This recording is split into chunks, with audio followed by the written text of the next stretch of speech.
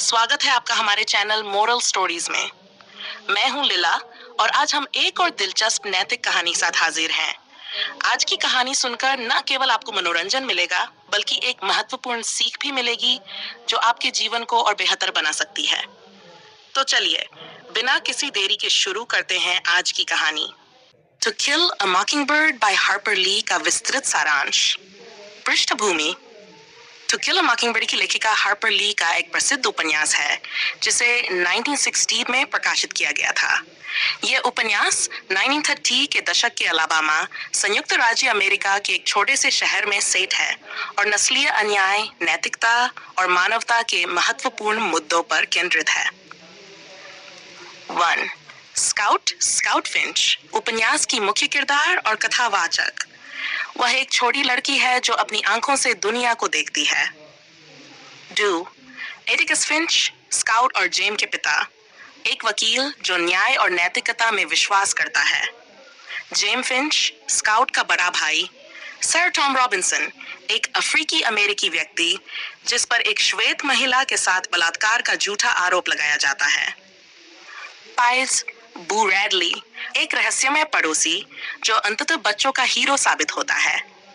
Sex, मायला evil, वह श्वेत महिला जो टॉम रॉबिन्सन पर बलात्कार का आरोप लगाती है।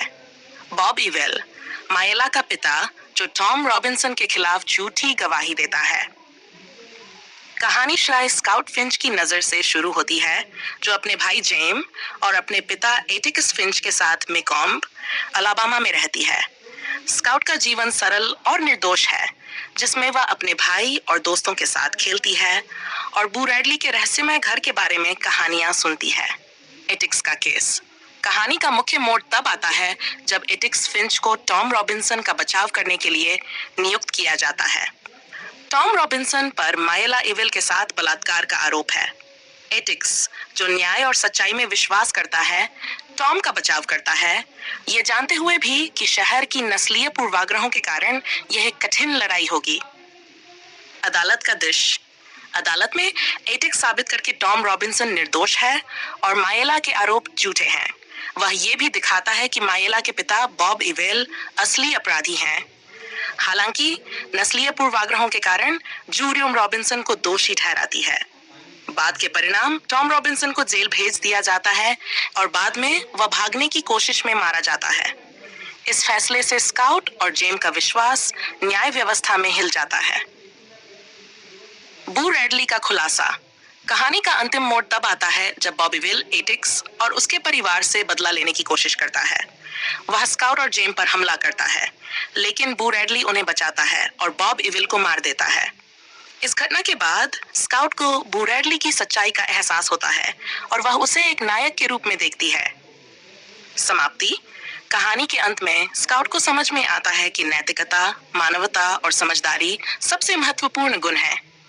एटिकस का चरित्र स्काउट और जेम के लिए एक प्रेरणा बन जाता है और वे सीखते हैं कि जीवन में न्याय और सच्चाई की हमेशा जीत होती है, चाहे परिस्थितियां कितनी भी कठिन क्यों न हो। मुख्य विषय, नस्लीय अन्याय। उपन्यास नस्लीय पूर्वाग्रह और अन्याय की समस्याओं को उजागर करता है। नैतिकता और न्याय। एटिक्स फिंच का चरित्र नैतिकता, न्याय और ईमानदारी का प्रतीक है। निर्दोषता और अनुभव। स्काउट और जेम की मासूमियत का सामना कठिन और कड़वी सच्चाइयों से होता है जिसे वे जीवन के महत्वपूर्ण सबक सीखते हैं। सहानुभूति और समझ। बू रैडली का चरित्र दिखाता है कि लोगों को उनके बाहरी रूप से नहीं बल्कि उनके दिल और कार्यों से समझा जाना चाहिए। टू किल अ मॉकिंगबर्ड एक प्रेरणादायक और संवेदनशील उपन्यास है जो आज भी पाठकों को सोचने पर मजबूर करता है और सामाजिक न्याय की दिशा में प्रेरित करता है। दोस्तों, ये थी आज की कहानी। आशा है कि आपको ये कहानी पसंद आई होगी और इससे आपने कुछ नया सीखा होगा। याद रखें, हर कहानी हमें एक महत्वपूर्ण संदेश देती है जो हमारे जीवन को बेहतर बना सकती है। अगर आपको हमारी ये कहानी पसंद आई हो तो कृपया हमारे चैनल को लाइक, शेयर और सब्सक्राइब करना न भूलें। नीचे कमेंट बॉक्स में हमें बताएं कि आपको ये कहानी कैसी लगी और आप किस तरह की कहानियां सुनना पसंद करेंगे। धन्यवाद दोस्तों, फिर मिलेंगे एक नई और प्रेरणादायक कहानी के साथ। तब तक के लिए खुश रहिए, स्वस्थ रहिए और दूसरों की मदद करते रहिए। अलविदा।